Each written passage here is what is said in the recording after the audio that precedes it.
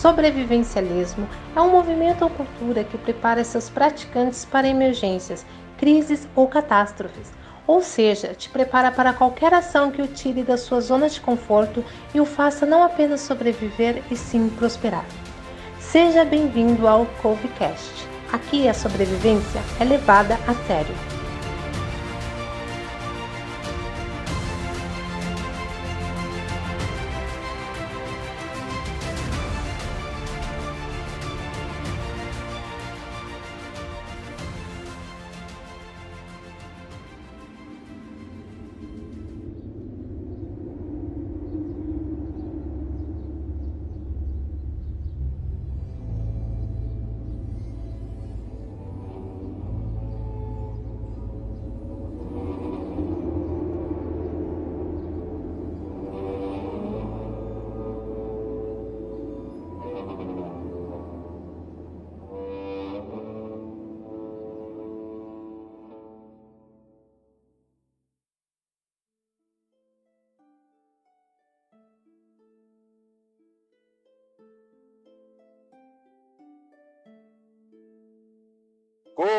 Começou! Vamos lá, o primeiro episódio do CoveCraft, o primeiro, se não o único, podcast de sobrevivencialismo do nosso próprio grupo. Com vocês aqui, Marcelo Bellini, e falando conosco essa noite temos ele, o naturalista e terapeuta holístico, também fruto dessa cultura sobrevivencialista, Tito Chiari. Oi, boa noite. Salve. Direto de Ibiúna, ele, que é o policial civil, fotógrafo e bushcrafter, Antônio Chiari. Nós.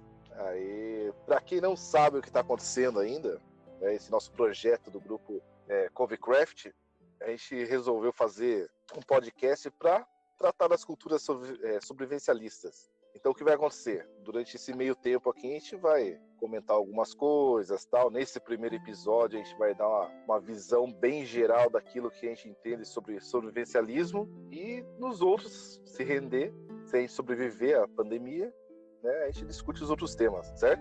Titão, você pode dar o contato para quem quiser entrar em contato com a gente? Por enquanto é só o e-mail que temos, né? E o canal no YouTube. Se puder passar para a gente, eu agradeço.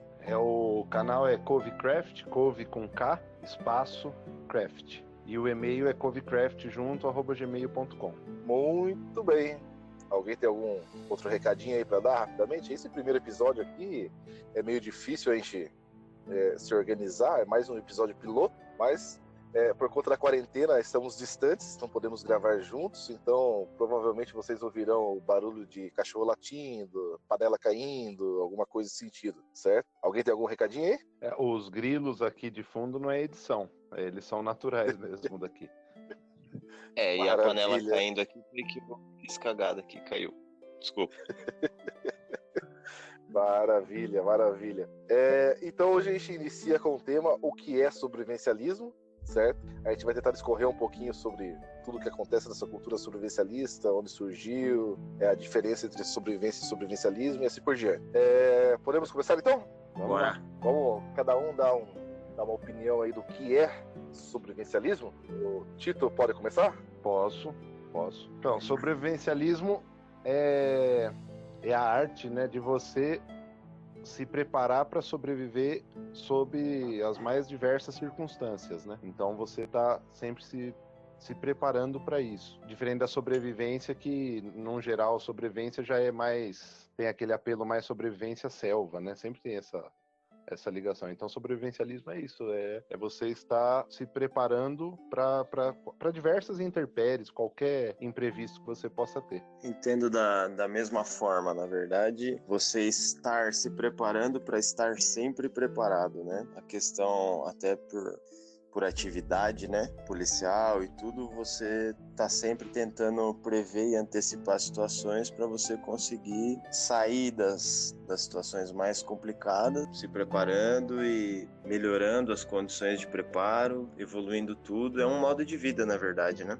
Maravilha. Deixa eu pegar um gancho da sua resposta aí. Deixa eu perguntar, eu pode até começar por você mesmo a responder. Por exemplo, será que isso daí faz parte de uma cultura, certo? Sobrevivencialista?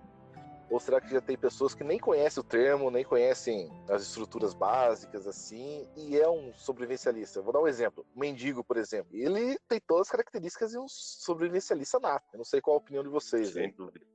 Tem sim, com certeza. Na realidade, o sobrevivencialismo ele tem um genético, né, para a questão de sobrevivência. E aí, quando isso é exercitado na questão do mendigo, por exemplo, é levado ao extremo o tempo todo, né? Todas as situações, tudo é difícil, tudo é complexo, cada recurso é uma batalha. Então eu acho que isso daí vai enraizando nele, né? Mesmo sem conhecer conceitualização, mesmo sem conhecer a gama de técnicas, ele tem que sobreviver. E por um exercício que ele faz constantemente, ele acaba entrando exatamente no que a gente que está numa condição melhor vai estudando e vai se organizando para realizar. Na verdade, ele é meio que criado no fogo, né? Então tem uma série de pessoas em condições extremas que acabam tendo isso. E outras que não desenvolvem e acabam perecendo aí, né?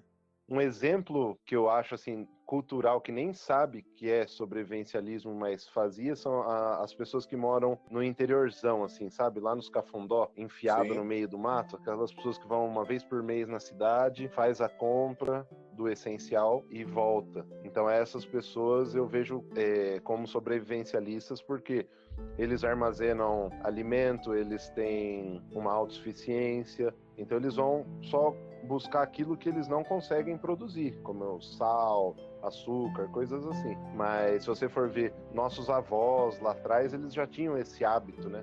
De estar sempre preparado. Então, até uma coisa que muita gente faz e eu vejo como uma técnica é, por exemplo, sair com guarda-chuva de casa, né? Muita gente leva, hoje tem aqueles guarda-chuvinha pequenininho e é uma coisa genial, né?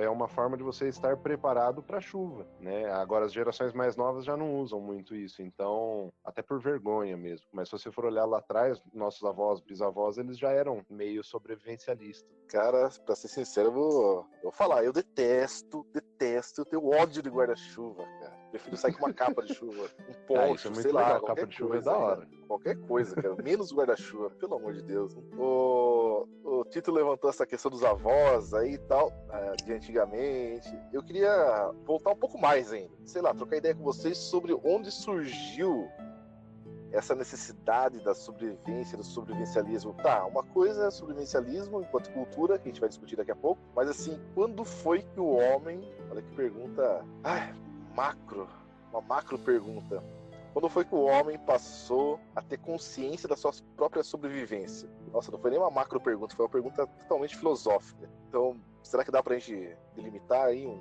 tempo, alguma coisa? Só para expandir um pouco mais o conceito, a gente sabe que os primeiros hominídeos, tal, eles eram... Até eu estava trocando ideia com o Tito outro dia.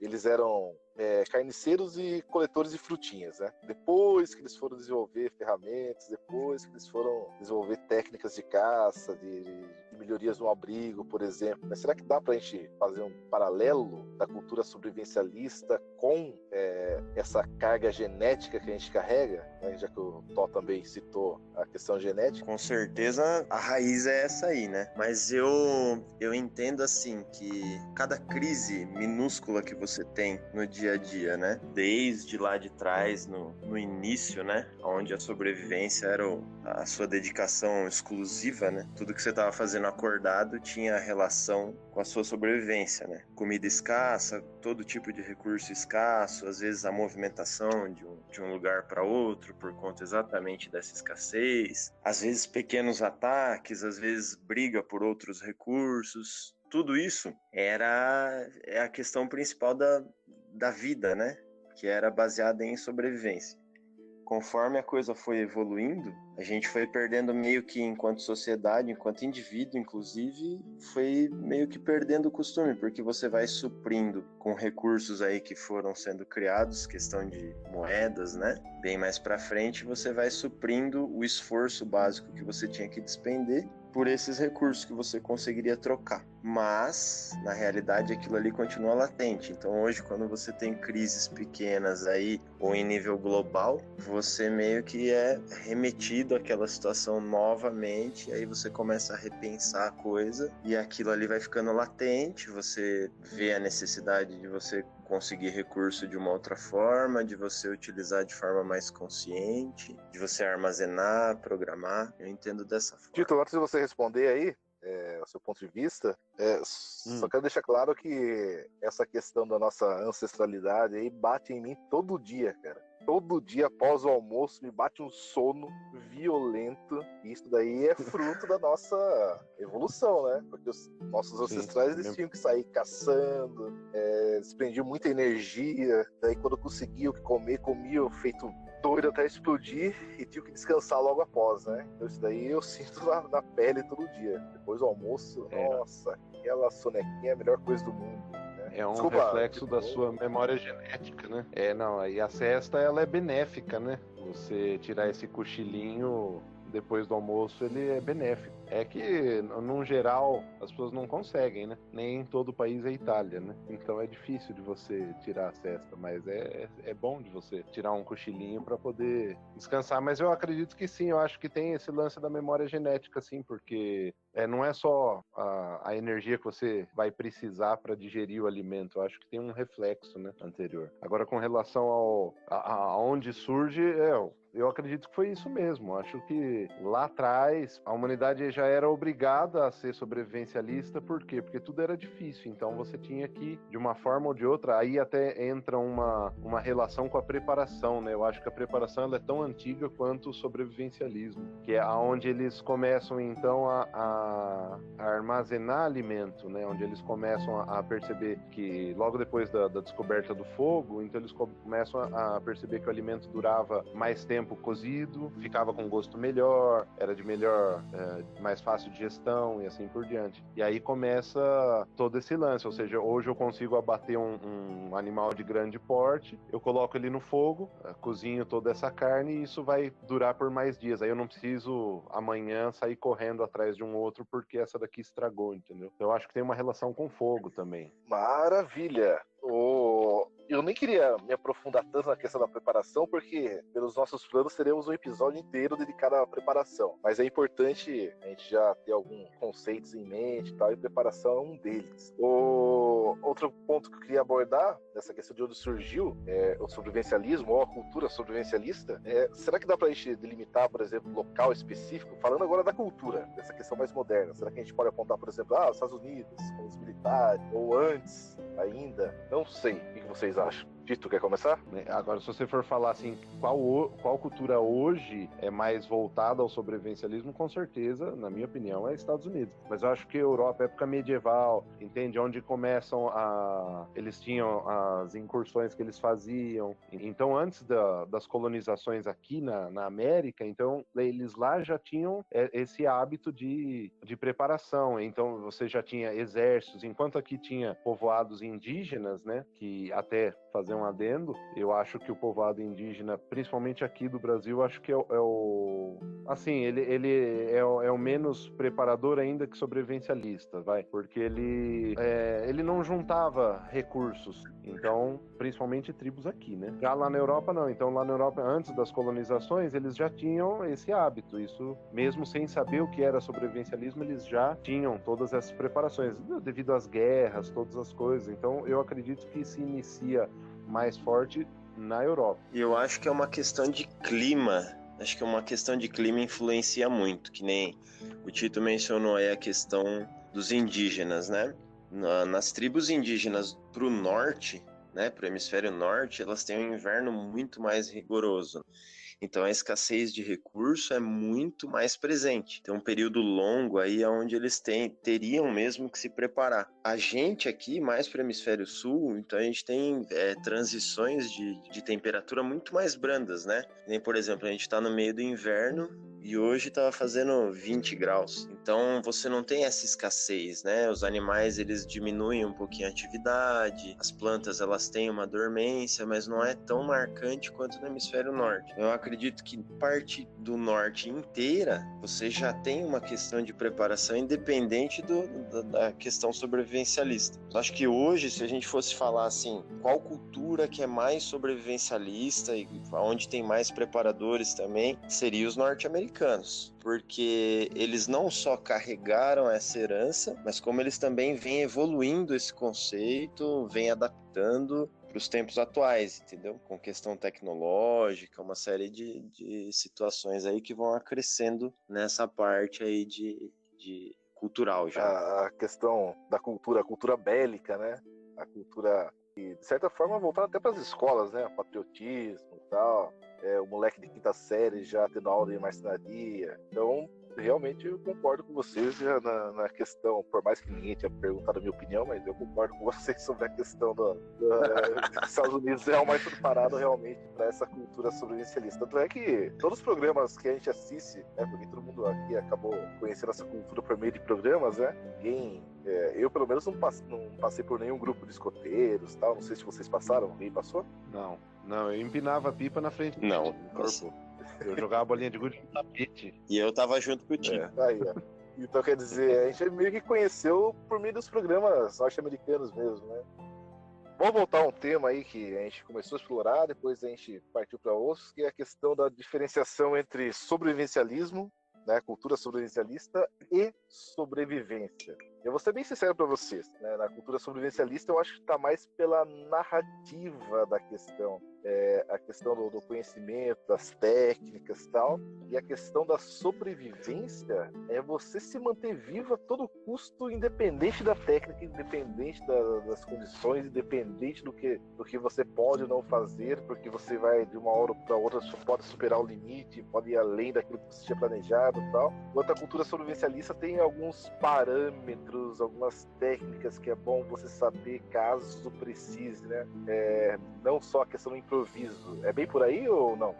Eu acho que é bem por aí. Na verdade, a sobrevivência é com o recurso imediato que você tem, na situação de crise que se apresenta, e você tentar solucionar aquilo, sair daquilo vivo, sobreviver aquilo a todo custo. Questão sobrevivencialista, eu entendo que é o fato de você estar se preparando, estar preparado, reunir técnicas, conceitos, né? Às vezes, em pequenos kits e tudo, você está antecipando algumas situações que seriam mais difíceis se você não tivesse alguns elementos básicos. Sobrevivencialismo seria isso, você tá para sobreviver, mas de uma forma mais, eu vou dizer mais fácil, mas não é esse o termo exato. No dia a dia, por exemplo, trabalhando, como a gente tem situações de risco, você vai para lugares que você não sabe o que vai acontecer ali, então você é obrigado a carregar uma série de elementos ali, ferramentas, algumas coisas que facilitariam em caso de necessidade. Uma pessoa que não carrega isso, que não tem essa cultura sobrevivencialista, essa ideia de tentar antecipar situações, pelo menos as mais extremas, vai com a cara e com a coragem, e se der alguma zica, ela tem que sobreviver com o que ela tem. E muitas vezes é com nada, né? Então tem que sair improvisando tudo. Eu concordo. É que a sobrevivência, como eu tinha até falado antes, a sobrevivência, hoje ela acaba tendo um apelo à sobrevivência na selva, então o termo acabou ficando amarrado um pouco nisso. Mas se você for esquecer isso e separar sobrevivência e sobrevivencialismo, é assim, sobrevivência é um fato, ela é uma coisa biológica até, você sempre vai estar tentando sobreviver, né? Então, eu acho que a diferença entre um sobrevivente e um sobrevivencialista é que o sobrevivencialista ele vai estar sempre se preparando, né, como vocês falaram, para ele não ser só um sobrevivente, para ele sobreviver normalmente, entendeu? Independente da intempérie. Já o sobrevivente, no geral, ele é aquele cara que ele é pego, desprevenido. Todas as pessoas são sobreviventes, né? Independente da circunstância, desde que sobrevivam, lógico, mas são sempre sobreviventes. Então essa é a sobrevivência, você improvisar, como o Antônio disse. E já o sobrevivencialista, não, ele já tenta se precaver exatamente para isso, né? aconteça o que acontecer, eu vou estar tentando, já vou me preparar para isso para poder sobreviver. Maravilha. Uma pergunta que não está na pauta. Definição de crise, né? Porque na cultura sobrevivencialista a gente sempre fala, né, coisas de crise que podem acontecer e tal. Definição para vocês, é só aquilo que tira a pessoa da zona de conforto ou é algo além disso? Ah, isso depende. Depende. Mas assim, basicamente seria o que tira você da zona de conforto. Basicamente seria. Mas tem outros tipos de crises, né? Então assim, hoje a gente está vivendo aí, até estamos gravando separado por conta disso, né? Tá vivendo uma crise sanitária, né? Que tem reflexos financeiros e tal. Então ele realmente desequilibra toda a estrutura, né? Então a gente fica numa situação onde você tem que conviver com uma coisa que você não estava, teoricamente, né? Pelo menos a maior parte do planeta, preparado para isso. Porque é uma coisa que parece um enredo de filme, né? Uma coisa de hollywoodiana, assim, né? Mas é uma questão que te tira da zona de conforto, uma coisa que te põe em risco. Crise não precisaria ser um colapso, mas na verdade só um pequeno desvio da sua rotina, do que você está acostumado, do que você teoricamente tem sob controle, das coisas previsíveis, né? Um pequeno desvio disso já pode se tornar uma crise, sem dúvida. Na verdade, isso definiu muito bem. É tudo que te tira da zona de conforto, né? Crise é você sair do seu normal, do que você já previa. A crise é o que leva ao sobrevivencialista, lógico. E qualquer coisa é crise. Por exemplo, um desemprego só seu, não precisa ser coletivo, não precisa ter uma crise financeira. Você pode estar em crise financeira na casa. Eu acho que até um carro quebrando na estrada é uma crise, né? É uma circunstância que te tira da zona de conforto e aí te obriga a mudar o modus operandi, assim. Só para a gente finalizar, então, né, já temos aqui mais de meia hora de papo para um primeiro episódio, acho que tá bacana. A gente começou nessa vibe, nessa cultura sobrevivencialista enquanto jovenzinhos, né? Hoje já somos senhores, então quer dizer, qual foi o primeiro cara que você viu no programa, assim, que despertou para isso? Você vai sacar essa daí, beleza? Eu preciso. Qual foi o primeiro cara assim que falou, meu, que da hora isso daí, o cara. E daí a gente começou a ver que o negócio era mais sério do que a gente pensava, né? Qual foi o primeiro, assim? O primeiro meu foi o Bear Grylls, velho. Tipo, não teve muito sobrevivencialista, foi mais o apelo pra sobrevivência mesmo. Mas foi o primeiro cara que, assim, deu um norte, assim. Aí depois você vai evoluindo o pensamento, né? Mas o primeiro cara foi esse aí. Bear Grylls. Eu bato o martelo com o Bear Grylls. Eu com esse cara também. O meu também. Foi ele. Você vê que é um cara que não é sobrevivencialista em si, mas, né, ele que puxou essa pegada de sobrevivência primeiro, né? Que não é é aquele lance do termo mesmo, né? Sobrevivência, tá hoje intimamente ligado com sobrevivência, não na selva em si, mas tipo, você sozinho com uma faca, uma pederneira e um cantil. Não, ele popularizou o conceito de sobrevivência, né? Porque você estando sentado, isso é um contraste interessante, né? Você tá sentado na sua casa, comendo pipoca ali, tomando um chá bem quentinho, e aí você assistindo o cara nadando que nem uma foca em cima do gelo, batendo a barriga ali, ó. Foi o primeiro episódio que eu vi, inclusive. Né? Aí você fala assim, caralho, esse cara vai morrer. Aí ele vai, aí ele pega, saca uma faca, aí ele fica peladão lá, seca a roupa dele e tal. Você começa a ver o extremo que o cara tá vivendo e você no seu conforto. E você fala, puta, se eu tivesse essa técnica, se eu soubesse fazer isso só com esse recurso, eu conseguiria me dar bem em qualquer situação. E aí você vai entrando nisso. Você vai tentando fazer entender como se faz cada vez mais com o mínimo, e isso daí vai criando um campo fértil no seu dia a dia, né? Aí você entra nessa e acaba como eu tô hoje. E eu acho legal que o cara abrange todos os aspectos, né? Por mais que seja pop, por exemplo, o Titã, eu sei que a pegada dele é mais naturalista, mais um mato e tal, a sua pegada é mais tática, eu costumo estudar mais a questão do sobrevivencialismo urbano, e o cara abrange tudo, né? Querendo ou não, o cara abrange tudo, então ele que realmente popularizou tudo. E a outra pergunta emendando nessa já, e hoje? qual é o cara que vocês pagam pau assim, da TV, ou do YouTube, ou pessoalmente e tal. Não sei, qual é o cara, o nome assim, que vocês recomendariam assim, pra gente estar dando uma estudada, conhecendo a narrativa sobrevivencialista? A batata, Tem né? que ser um só? Vamos começar com... Porque daí teremos outros episódios, a gente vai fazer um especial YouTube, um especial TV aberta. Aberta não sei se tem, mas pelo menos... Eu adoro batata. Batata, Guia do Sobrevivente. Adoro o Guia do Sobrevivente. Eu acho legal porque, assim, a história dele começou com uma crise local dele mesmo, né? Doméstica, na verdade. Reflexo de uma crise no país que teve. E o cara se esforça para trazer soluções para crises em vários ambientes, em vários horizontes, né? Ele utilizou aquele cenário caótico que ele viveu e tenta contribuir de uma forma assim a dar visibilidade e ampliar técnicas, redescobrir certas situações que povos antigos usavam, que os nossos avós, bisavós usavam para facilitar a vida de hoje em dia, se alguém passar por situações parecidas, né? Então o Batata é um cara fera, tiro o chapéu para ele, hoje eu sou fanzaço dele. Eu concordo, Batata, pô. Assim, hoje, que é o que eu mais assisto, né? É o Batata. Tem outros, mas acho que o Batata é o mais... É o que exige menos recurso e o mais prático para você, né? Então ele não tem... ele não tem condições financeiras de fazer em larga escala, então ele ensina para a maioria da população, entendeu? Uma coisa que todo mundo consegue fazer em casa, formas de se preparar e para diversos cenários mesmo, né? Eu vou deixar você pé da vida, porque eu vou acabar de vou acabar mudando a regra aqui. Já que a gente concordou nos três, melhor, no primeiro tópico nós três concordamos, não vai poder repetir de segundo. Batata foi do Thor. Agora escolha outra, Tito. Sobrevivencialista?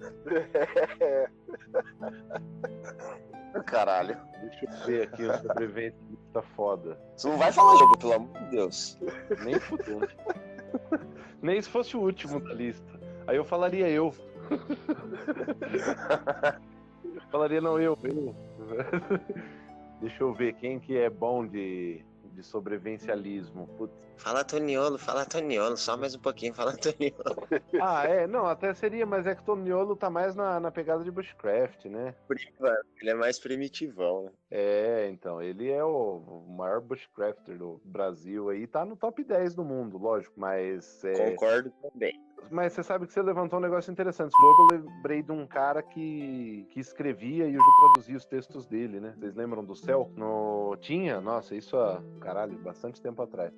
O Celco era um cara lá da Bósnia, sei lá, daqueles lados lá, que a cidade dele ficou sitiada, acho que 1 ano e meio, devido às guerras que tinham lá e tal. Hoje ele dá curso de sobrevivencialismo, mas assim, o cara ficou 1 ano e meio, ele foi pego desprevenido, e é legal que o texto dele menciona exatamente isso. Eu não tinha mais do que qualquer pessoa teria na despensa. Não tinha nada mais do que isso. E aí ele é pego desprevenido e ele tem uma série de textos assim, que mencionam como que as pessoas reagem, pessoas que eram pacíficas e aí no meio da crise ficam violentas, enfim. Aí ele menciona as dificuldades e está intimamente ligado até com a parte de sobrevivencialismo urbano, porque era numa cidade. Então, tipo, você não tem de onde tirar água. Então, a Celco, acho que seria... Eu não me lembro o nome do site dele. Tem bastante texto em inglês, mas o traduziu vários. Não sei se ainda hoje traduz, porque eu não assisto mais.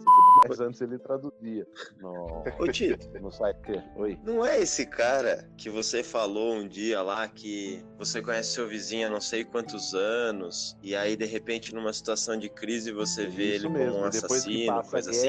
Depois que passou a guerra, o cara anda na rua pacificamente, assim, tipo, como se ele não tivesse feito nada contra as pessoas, mas ele virou um monstro, né? É esse cara mesmo. É Celco o nome dele. Ah, Aí, fica a dica. Celco. preciso revisitar esses textos, porque pelas histórias que o Tito falou, eu reconheci, mas não lembrava. Maravilha. Qual que é o seu? Eu queria saber. Só pra deixar o meu ponto claro, eu sei que as pessoas que fazem parte dessa cultura tal vão cair matando a minha pessoa. Talvez vocês não queiram mais gravar comigo, né, depois do que eu vou falar agora. Mas eu sigo o cara no Instagram, sigo ele nas redes sociais, o cara sempre tá aprontando uma. O outro, eu gosto do cara. É um cara pop, é o David Canterbury. Cara, eu curto o cara. Mas ele é bom pra caralho. Tem uma galera que detesta ele. O cara tem de hater. Eu gosto, ele é bom pra tudo, cara. Tem a versão tática, tem a versão selva, tem a versão urbana, então por isso que eu gosto do cara, assim, as técnicas dele e tal. Tanto é, o cara criou um conceito, né, 10 Cs do Canterbury, é isso? É, né? Não sei. Mas isso daí é um outro ponto, os 10 itens dele. Mais alguma coisa pra falar? Não assisto, né? Agora que eu tô pegando o jeito, ele vai encerrar, mas tudo bem, não tem problema. Host é host, não tem Calma, problema. esse aqui é só o primeiro. Não, mas pode falar, temos tempo ainda. Não, vai demorar mais 40 minutos no segundo pra eu pegar o jeito de novo. Algum recado aí? Fora seguir a gente nas redes sociais aí, no YouTube, Covecraft, quiserem mandar perguntas, quiserem mandar críticas, sugestões, se alguém quiser patrocinar a gente tá aceitando também. É um projeto novo aí, se alguém se interessar, a gente tá aberto, né? A gente é tipo, o quê? O Bellini fale por mim, ele sabe o que ele fala, eu não sei nada. Ele pediu aí, falou que todos somos todos por aí, eu concordo, tá de boa. Então, alguma isso aí. consideração final? Não, eu tô esperando patrocínio agora, né? Você lançou a ideia, a gente fica esperando agora. Até review, viu? Se quiserem mandar material pra review aí, a gente faz também. Mas dá o material, não fica com essa de emprestar, que isso aí é meio embaçado, né? Até porque se o produto for uma merda, entendeu? Vai quebrar e aí você tem que reembolsar o cara que te emprestou. Então não faz sentido. Mas só tem uma condição, tem que mandar 3, né? Tá, fica a dica. Sim, tem que mandar 3, lógico. Se mandar só uma, a gente vai falar mal. Com certeza. E fica a dica também, não manda produto merda não, manda produto bom, senão o bicho pega. Alô, E a gente vai falar a Decathlon. verdade mesmo. Tamo aí, hein? Gosta?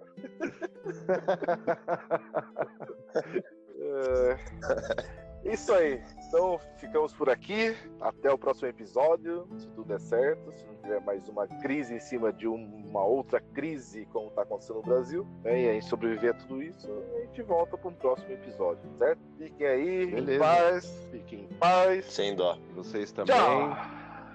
Abraço. Fiquem seguros.